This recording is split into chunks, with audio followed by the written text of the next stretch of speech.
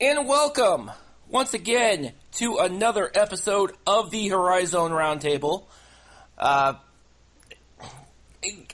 We're usually excited about all these shows, but this one is especially exciting. I'm Bob McDonald. I'm on Twitter at Bob McDonald, and with me is my co-host Jimmy Lemke. Hello, everybody, and happy Sunday. Or whenever you're listening to this.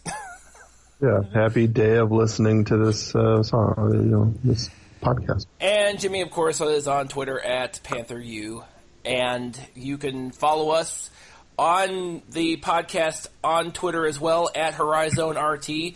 Jimmy, we're getting closer to 100 follows. I know that's kind of small potatoes in Twitter world, but I think it's a big deal.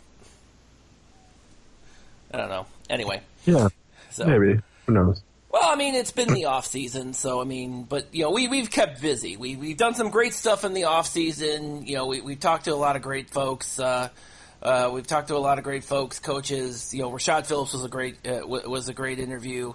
Yes, but we finally got some actual Horizon League news to talk about. The schedule is finally out, and Motor City Madness is going to go away. No, really? Yeah, like we didn't telegraph this 4 months ago. So the situation is this. I could have told you that was eventually going to happen the second the ink.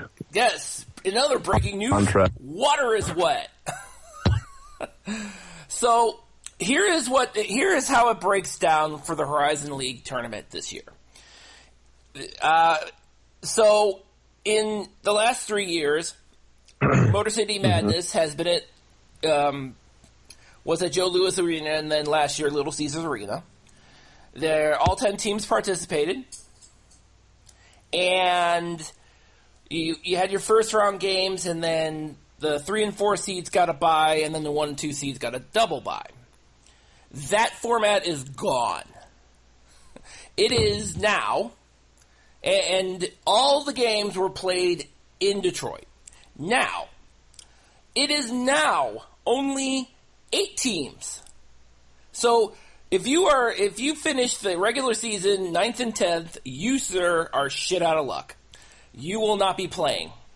So on the 5th and 6th, what's going to happen is, on March 5th and 6th of next year, instead of playing those quarterfinal games in Detroit, they will be played at the campus site of the top 4 seeds. And then the semifinals and the finals will be played at Little Caesars Arena on the 11th and 12th. And that is the new format. And as we've alluded to already, this will be the last year of Motor City Madness. So let's talk a little bit about, I guess, the most striking change, because none of us are really that surprised that Motor City Madness was going to go away. You could have telegraphed that a year ago, that thing was going to go. So what I am struck by, however, is the fact that you now have this new, this is like the third new format change. So the double bye is gone. The top 2 seeds are no longer, there is no longer a top seed protection, and there's no continuity. John LeCrone, the Horizon League, they wanted to create something special, and the problem is that they had that thought after they created something special. Mm-hmm. The Horizon League tournament was a format, and apologies to all the Oakland and Northern Kentucky fans out there, but you weren't around before, so let me tell you now. Well, I suppose Oakland was there at the end of it, but don't forget NKU, Oakland, and IUPUI. Don't forget that they showed up. They just showed up too. So for all of you fans out there, I try not to think of IUPUI. I'm just kidding, guys. Wow. It's no, I just, it was skipping my mind. It's the end of summer. I know.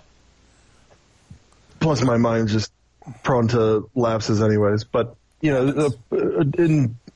for us fans who weren't around, you were probably in conferences. IUPUI was certainly in a conference, and so was Oakland, where they attempted to kind of sort of, they attempted to kind of sort of put together a destination conference tournament.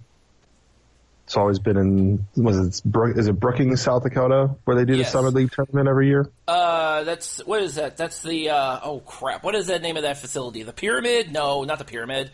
It's the Pyramid's Memphis. Oh crap. All I know is I think that the city that it's in has the same population as like 4 Milwaukee suburbs. Yes. That's fine. Like, Summit was in a smaller, Summit had a lot smaller cities, and that's fine. But the point is that Oakland, Greg Campy was going to the opposite side of the league's map to go to Summit League, formerly Mid-Con, tournaments. Sure. And then he figured when he got here, comes in, and I'm sure he had a lot to do with setting up Olympia with the Horizon League to try and, get himself a home tournament. And yes, it failed, but it also it never should have happened in the first place. As we've already many times about it. The Horizon League, like the Summit League, does not have we do not have the fan bases to travel well enough for that. I would like to see us get to that point, but we are not there. So let's start thinking about, they should have been thinking about this before they signed the deal. The Horizon League tournament format that was before Motor City Madness was a model for conference tournaments across the country. Mm-hmm. The reason it became a model was because of the incredible protection the top 2 seeds got and the monumental protection the top seed got. Yes. The idea was, whether you were first, second, or 10th, that format was designed to make it so that the team that came out at the end of the tournament was the best team in the conference. Yes. I realize that a lot of people think, well, whenever there was a 1 seed, all they had to do was win 2 home games on their home court on national TV, and they would be in the tournament. How is that fair to the team that finishes 7th? Do better in the regular season. Mm-hmm. Everybody talks about what the problem with conference tournaments is. It makes the regular season it makes the regular season irrelevant. BS. The regular season is completely relevant because if you don't get a top 2 seed, you don't get that double bye. No. If you don't win the regular season championship, you don't get home games for the entire tournament. No. And you don't have to play only half of the tournament compared to other teams. So yes, you deserve that extra. And you know what happened when we did? We sent the best team in the beginning of March every single year. Yes. And I include in 2014 when my team was the 9 seed or whatever the hell we were, the 5, I think we were the 5 seed or 7 seed or something. 5, yeah. Yeah. But that was 2014 too. And remember that 2014 year was pretty stacked. Well, and at the top. People say, well, how does that mean you're the best? I'm saying that on March 15th, we were the best team because, yes, Green Bay was the number 1 seed and the best team through most of the thing. And if both teams were healthy, I would have given Green Bay the nod, 99 out of 100 times. But they weren't at full strength. Kiefer Sykes was hobbled. Alec Brown's shoulder was messed up. Yeah. They were not the best team to send to the Horizon League tournament, and they lost in the semifinals. Wright State could not beat Milwaukee, even though they had a home game in the championship. Milwaukee was the best team to send. Yes, they ended up losing by 20 to Villanova, and then ended up winning a championship a year later, but Milwaukee was winning late into the first half in that game. But you go back to when the 1 seeds were going. Mm-hmm. You know, the Horizon League tournament was designed by Lacrone, and for all the things that I say negatively, that we all the times we bag on Lacrone, mm-hmm. I have to point out that this amazing tournament was made by this man. Yes. This tournament that was designed to win NCAA tournament games. Yes. That's what it was designed for. And it was designed to put the best team in the dance. Mm-hmm. And that is what they did every year for several years. And even if it wasn't one seed. Bob, let's do a thought exercise. Yes. You throw out a year that we had that tournament format, and I will tell you why that was the best deal. Just go throw out a year. Oh, you know I'm throwing out 2009. 2009. Okay, so here we go. So Butler, number 1 team, hosting the conference tournament. Yes. It was a year before their first of two straight Final Four runs. Mm-hmm. Cleveland State was the 3 seed. Yes. Cleveland State had to win, because they didn't finish in the top 2. Mm-hmm. They did not have the double bye to the semifinals. So they had to go to 4 games. Cleveland State had to win a home game on Tuesday. Yes. They had to go to Indianapolis, mm-hmm. win it quarterfinal on Friday, turn around and then beat, was it Wright State in the semifinals? I believe so, yes. Yeah, so they beat Wright State in the semifinals. Was it Wright State or was it Green Bay? They had to beat a number 2 seed in the semifinals the next night when that team had not played in over a week. Yep. They had to win a game, and then the next night win a game, mm-hmm. and then they had to hang out for a few days and play the best team in the conference on national television on the best team on the home court of the best team in the conference at Hank Fieldhouse, mm-hmm. and they won. And what happened, Bob? What happened, Bob? They beat the shit out of Wake Forest. They thrashed Wake Forest. Hell you know yeah. What? Because on March 15th, the Cleveland State Vikings were the best team in the Horizon League. Exactly. That was absolutely the case. There was no ifs, ands, or buts about it. They beat Butler on their home court on national television, and they earned the Horizon League championship mm-hmm. and the right to play in the NCAA tournament and whip the shit out of Wake Forest. Yes, sir. It was beautiful. Yes. It was beautiful. Right up there was Cedric Jackson throwing a 90-foot bomb right in Jim Boeheim's face. Yes. But the tournament was better. Yes. And the whole thing about all of this came because of the format. If everything was on an even keel, mm-hmm. like it is in the high major conferences, mm-hmm. where almost every high major conference tournament, the team that is, the number 1 seed has probably the same deal as like the number 5 seed. You have a certain number of games, they equal it out.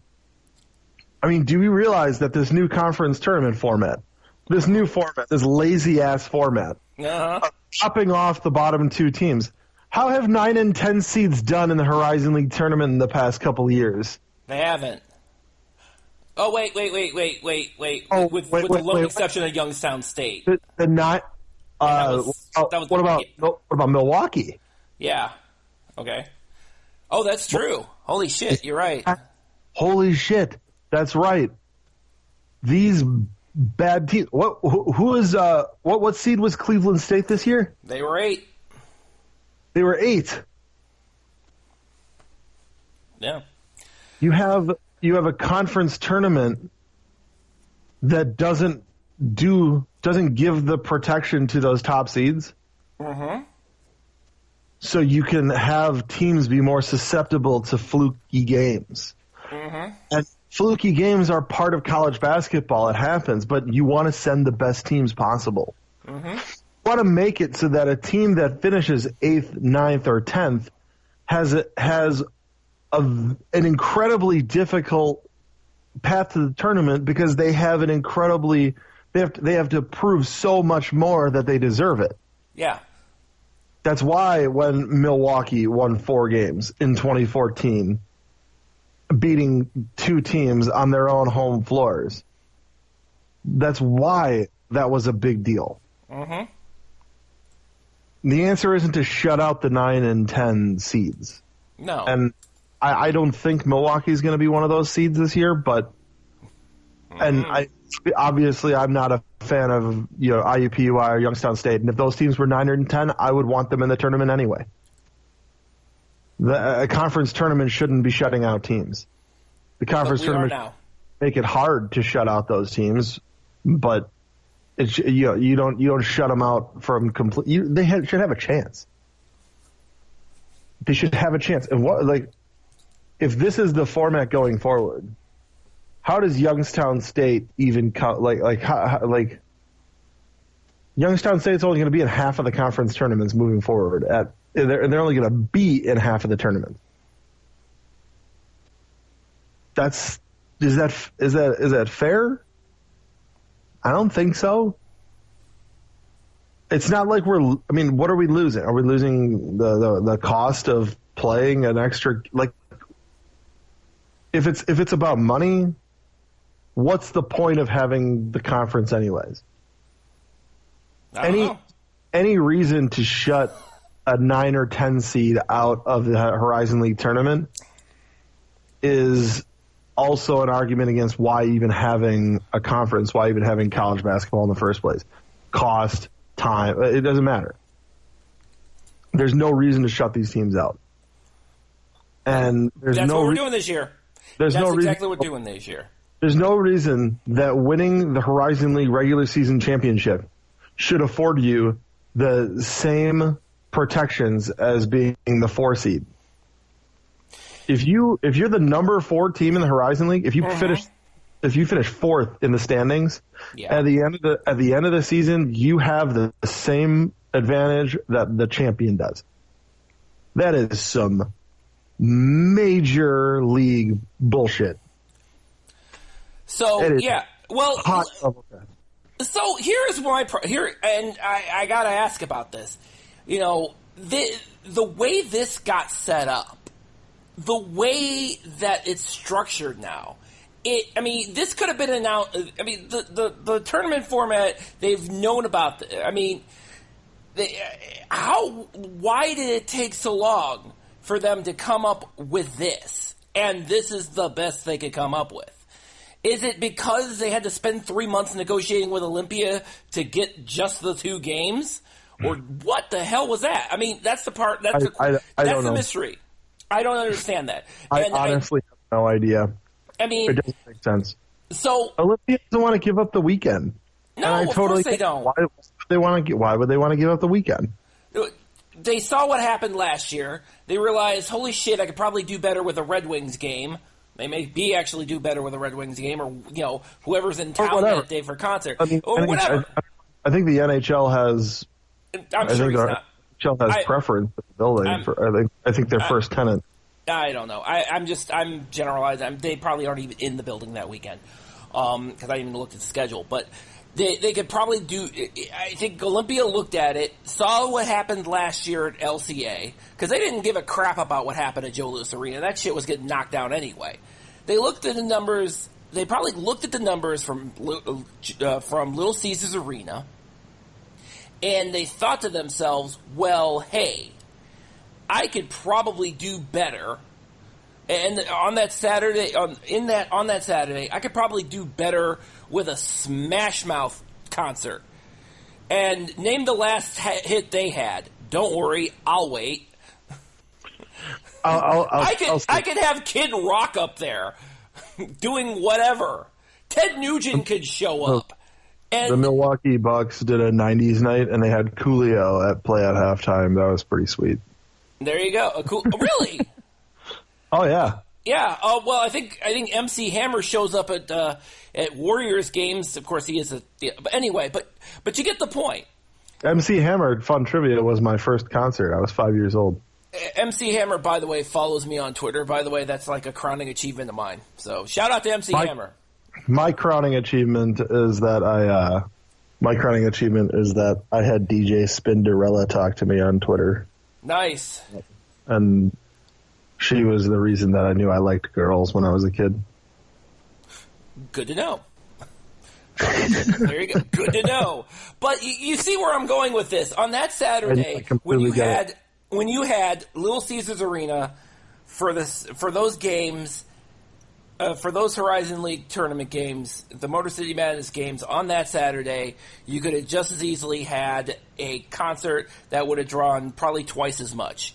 Freaking Enya could have been in there playing Orinoco freaking Flow, and she probably would have had more people in that concert. And that's what I'm telling you, and that's what I'm sure that's what Olympia was thinking. I could probably do better with a concert on that night than I did with Motor City Madness.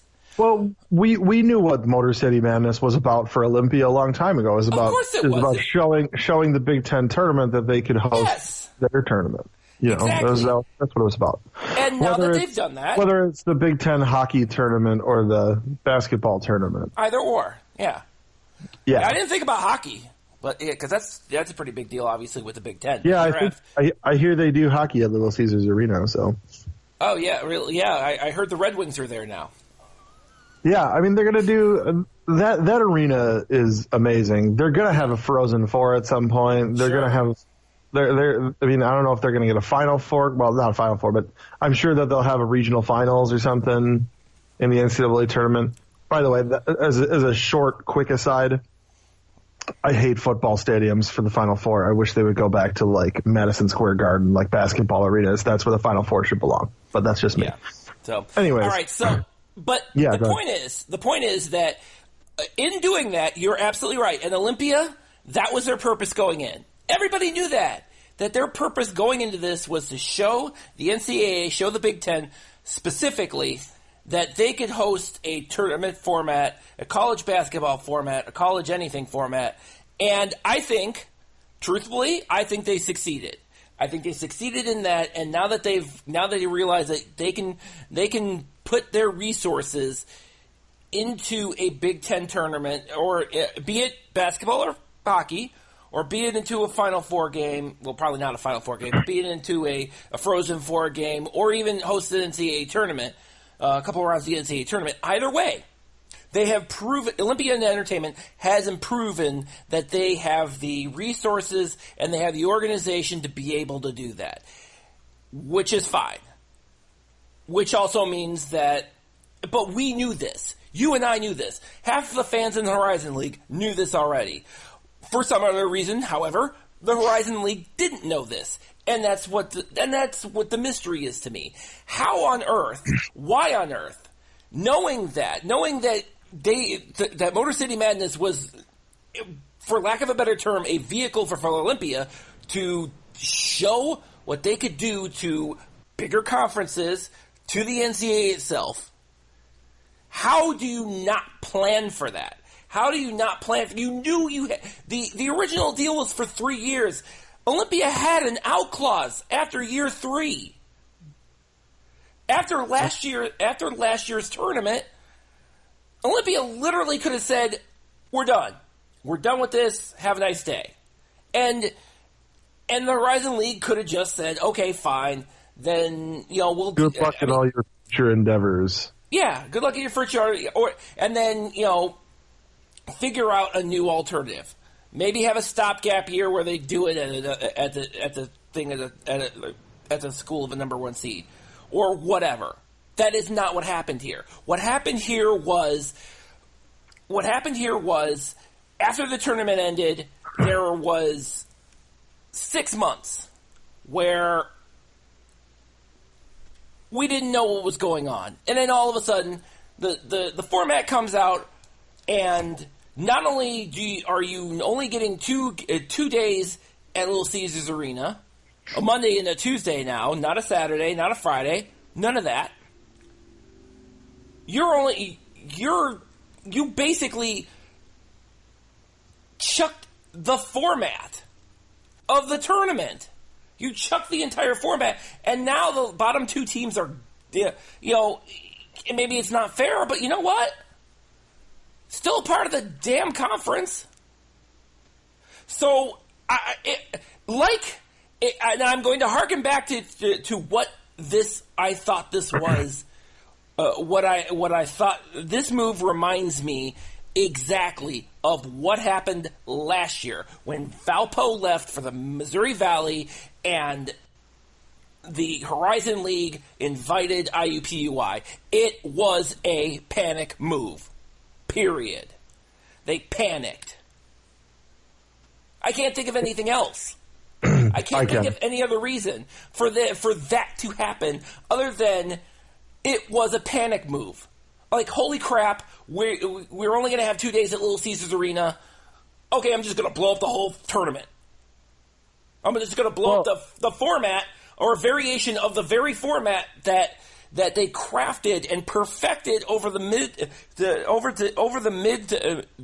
mid 2000s that resulted in tournament wins in the NCAA tournament from about 2003 till about at least 2011. And you're telling me that So you decided that format, you chucked that format for this because of what? Because you thought that you only got 2 days at Little Caesars Arena as opposed to the 4 that you had? Really? So, from 2003 through 2011. Yes. The Horizon League had the 8th most NCAA tournaments out of all conferences. Yep, you are absolutely correct. If you take out Butler's 2 Final Four appearances, the Horizon League had the 8th most NCAA tournament wins in that time span. It didn't change. No. That format worked. It wasn't the Butler Final Fours were not flukes. No, and they by weren't. the way, may I point out, as I have before, that Butler's second Final Four probably would not have happened in this tournament format. No, it wouldn't have, because Butler would have been the I believe they were the 2 seed. Yes, in 11 because you didn't guys win the tournament because co-champ Cleveland State was a 3 seed. Yep, I think it was like Valpo was the 4. 2011 was probably the closest the Horizon Leagues come to having 4 seeds that were equally worthy of of the same advantage. That's right. Because Valpo tripped up on the last game of the year, ended up like 1 game back of Butler, Green Bay, or Butler, Milwaukee, and Cleveland State. Yes. And Cleveland State ended up not getting the advantage. Butler ended up getting that advantage and then beating Milwaukee in the championship game. And then the rest is history, second Final Four in a row, to prove that their Final Four was not a fluke. That's right. The year before was probably the best Horizon League team ever, but that format's gone. But I brought up the point that these format did not protect. I mean, if that Butler team in 2010 loses to Milwaukee in the semifinals, which it was Ricky Franklin missed a 3 that would have tied it with like 45 seconds left or something like that. Or maybe I think it might have been like as much as like 90 seconds left. If that shot goes in and we had been storming back and if we had taken the lead, they wouldn't have been icing it. They would have had to play. And if they had a couple balls by Milwaukee's way, you could have had Milwaukee winning on Butler's home court in the semifinals. And the chance of Milwaukee in 2010 beating Butler, if we had the Motor City Madness format in 2010, Butler the 1 seed, and I'm talking about the last few years of Motor City Madness where they still had the double seed protection. You would have had Milwaukee playing Butler, not in Indianapolis, but in Detroit. And Butler would not have had that incredible home court advantage of Hinkle Fieldhouse in the semifinals. Now, people say home court, schmome court, whatever, Butler is a better basketball team. That's fine. Butler was a better basketball team. But the point that I'm making is that Butler would have been more susceptible to the upset. And they ended up winning by 9, I think, because they iced it with a bunch of free throws. But they wouldn't have been in the icing situation had Ricky made that shot. And they wouldn't have been in the situation where I mean, they would not have been in the situation they ended up being in because they wouldn't have had that home court advantage. Butler definitely had the best traveling fans, but they wouldn't have had the home court advantage at, the JO or the LCA. And in college basketball, more than any other sport, home court advantage is real. 72% of the time, the home wins in college basketball. That's far more than any other sport, including college football, which people think is is most leading towards the home team. It's not. It's actually college basketball. So when you're talking about an incredible home court advantage like Hinkle Fieldhouse, they didn't have that in 2010. No. If we would have been playing that game in Motor City Madness, I'd say your chances of Milwaukee winning that game would have been a lot higher. And if Milwaukee would have won that game, would Butler have made the tournament? Yes. Butler would have made the NCAA tournament. I do believe so. But you know what would have happened? They would have dropped like an anvil on the seed lines. Yes, that's true. They would not. Well, what seed? I believe they were an 8th seed playing Old Dominion in the first round. Mm-hmm. They would not have been an 8th seed. They would have been they would have been like a 12 or a 13, or maybe as good as an 11. But the point is that they had a Final Four, and Gordon Hayward is a few inches away from a national championship on that shot because of the deck that was stacked in front of them, and in 2010. And what I'm saying, what I am 100% saying right now, is that had the Little Caesars Arena format of Motor City Madness been in play in 2010, or in 2009, or in 2006, or 05, or 03, if we had that format, we may not have had the best team representing us in the tournament, or the best team that may, in the case of Butler in 2010, they would have all but certainly have dropped on the seed lines and put themselves in a completely different group in front of them. You want to be as high a seed as possible because that gets you the easiest path to the Final Four.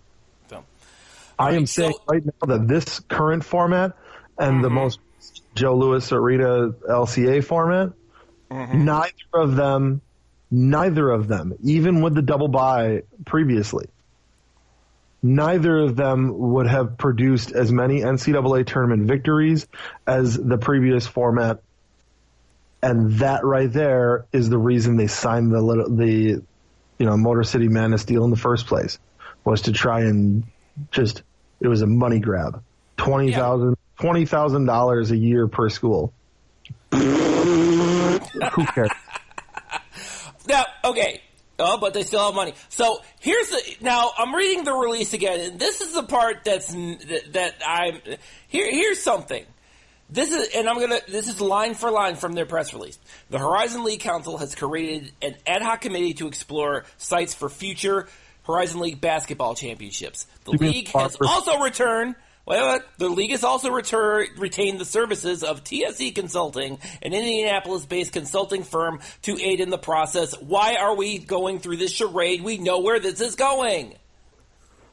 If John LeCrone wants to put together a destination conference tournament, we should probably create a time machine so that 45-year-old John LeCrone can step out of it and slap himself in the face. This is the dumbest idea. And don't get me wrong, I'd much rather visit Indianapolis in March than I would Detroit. And before all you Oakland and Detroit fans start going, my reasoning is not that Detroit is a crime-riddled city. My reasoning is that Indianapolis is a city that is made for sporting events like Horizon League tournaments and all those things. Oakland fans, you should have been there when Butler was in the tournament, and we were going to Hinkle Fieldhouse almost every year. Yeah. that Indianapolis was a fun city. And if we end up doing that, where this tournament ends up going to Indianapolis, I can at least take solace in the fact that I'm going to enjoy myself for a few days, whether or not Milwaukee's, go far in the tournament. But again, this is what they've been telegraphing the whole time. That and I continue to argue the fact that Indianapolis should have been the place. It should have been the location for this tournament in the first place. Well, it should have been. Here's my problem. We have a lot of them today, by the way, folks. I don't know if you noticed that. We have a lot of problems. My main one being that I still think that the campus site for the number one seed, the previous format was the best because it gave the best results. And I am also speaking as somebody who has been a fan of a program that has been hammered by that format. Yeah. So I'm not biased in that. I may be biased in the fact that I've been to a few NCAA or Horizon League championship games and semifinals that we were hosting, and for all you people who poo-poo about it, that's your team's fault for not winning that stuff and getting you those tournament games at home. But sucks to be you. Do better. You need to learn. It was so obvious. The people that were for, keeping at the campus sites were the ones that had experienced what it was like having that tournament on campus. Yeah. Also, exactly. The people that want the tournament to put the best team in the NCAA tournament. If we end up at Farmers Coliseum, I would consider it a slight upgrade. If it's with this new format where you just have top 8 seeds with screw that. It's not a destination tournament. If your idea is to have a destination tournament, then do a destination tournament. You don't do a 3 games is not a tournament, Lacrone. This is not Motor City Madness. This is Motor City Blondness. Yeah, Motor City Sadness. You got another build hashtag.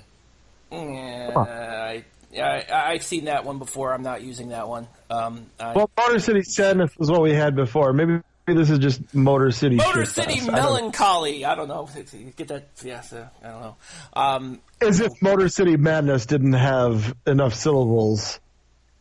Motor City Melancholy. Let's go ahead with that. The point I'm trying to make here is that this Horizon League tournament. Motor City Mess. There you go. Motor City Mess. Yeah, this Horizon League tournament was an example of how to build your conference. Using your conference tournament as a tool to get yourself in better position to win in the NCAA tournament. And John LeCrone put together this format. And there is one thing, I will say this. John LeCrone was trying because they tried to get the NCAA to let them do the double bye. And if you had the double bye, I would have been a lot closer to being on board with Motor City Madness. Yeah, very true. Because then you would have had the best teams wouldn't be you don't lose 2 fluky games. No, you don't. If you're the best team. So the best team I can see, winning losing one game and then coming back and then finishing it off and being better. But not the way the format was before, and not the way that the NCAA wasn't letting them do the double bye. No. And I totally get that. Because or not the double bye, excuse me. The NCAA was double elimination. And obviously in that point you get to the point where there's double elimination. Every team's lost once except one team. If that team loses, or if that team wins, they're in. If they lose, there's another game.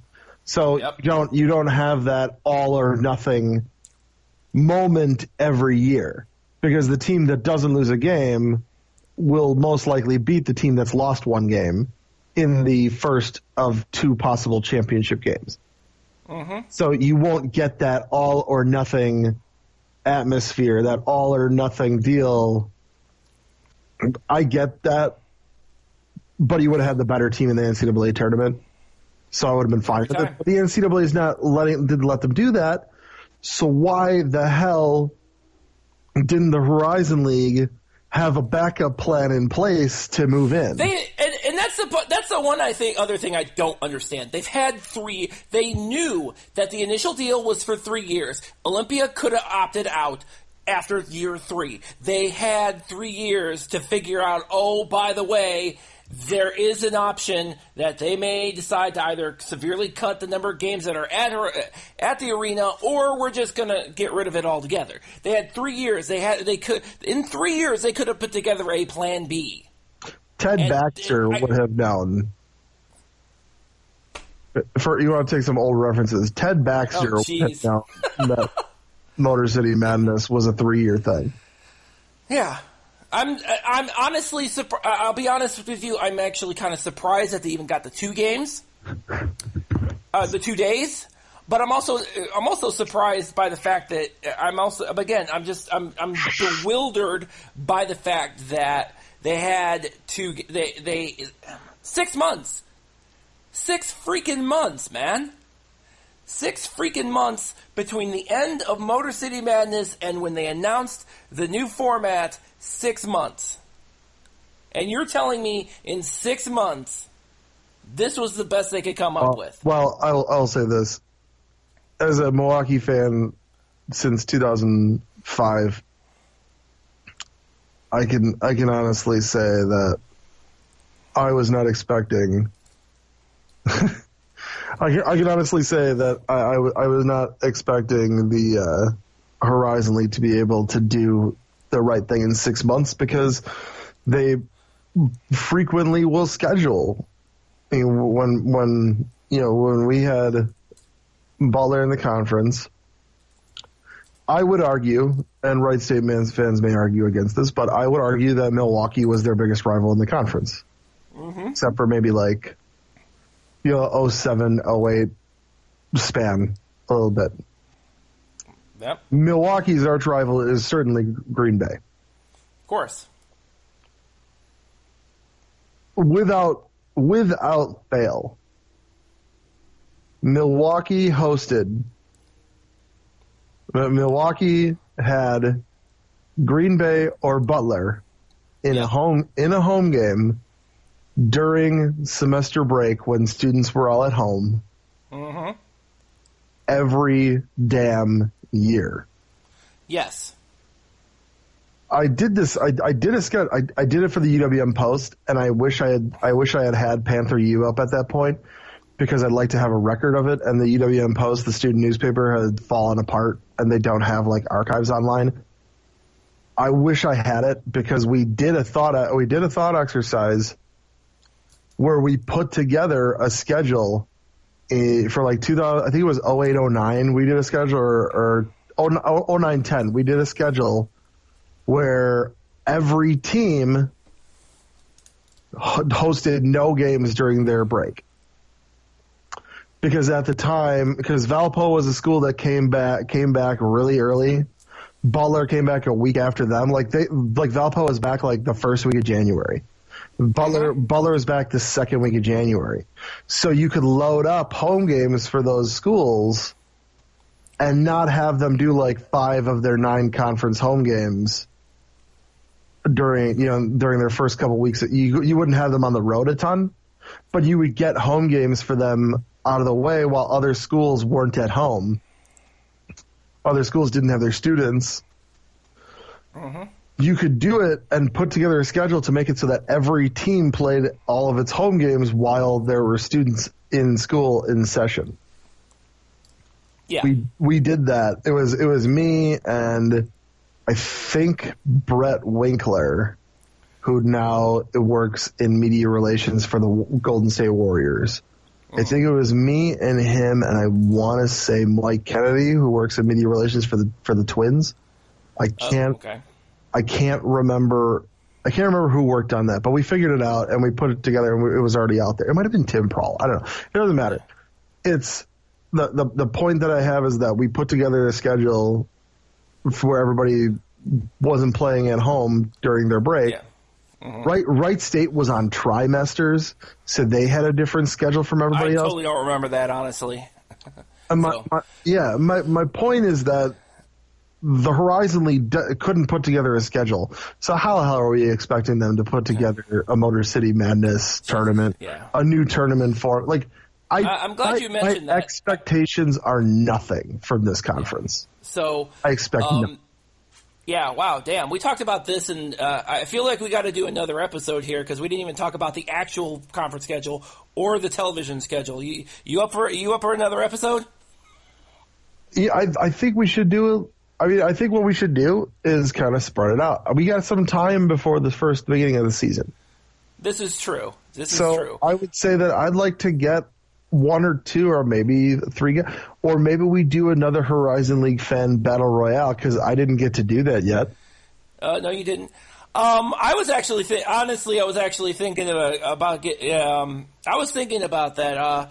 But I think I think next episode I think we got to hit. I want to hit the TV schedule. I want to hit this conference schedule because it actually touched on a couple of things that you just mentioned. So we'll put that in the bag and open that up for next episode. Sound good? Sounds good to me, guys. Excellent. All right. So, as always, you can catch the Horizon Roundtable new episodes on sportshacks.com, HAX.com. You can find it on wherever you find podcasts, iTunes, Pocket Cast, TuneIn. Oh, one thing I did see earlier today, I found out today, that you can actually pull up new episodes of the Horizon Roundtable on your Amazon Echo device.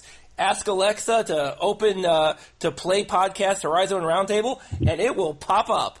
I just found that out today. Yeah, I did that at my parents' house a few weeks ago. It was kind of cool. Can you do that on Google Home though? I'm trying to figure that one out because I haven't experimented. So I don't know, but let us know. We should be on Play. So I'd expect so. But hey, if listeners, let us know if you can do that. Absolutely. So next week we're gonna tackle the conference schedule. We're gonna talk about this whole TV business, but we'll definitely have a conversation about that. So definitely stay tuned and definitely thanks for listening this time around. Take care, everybody.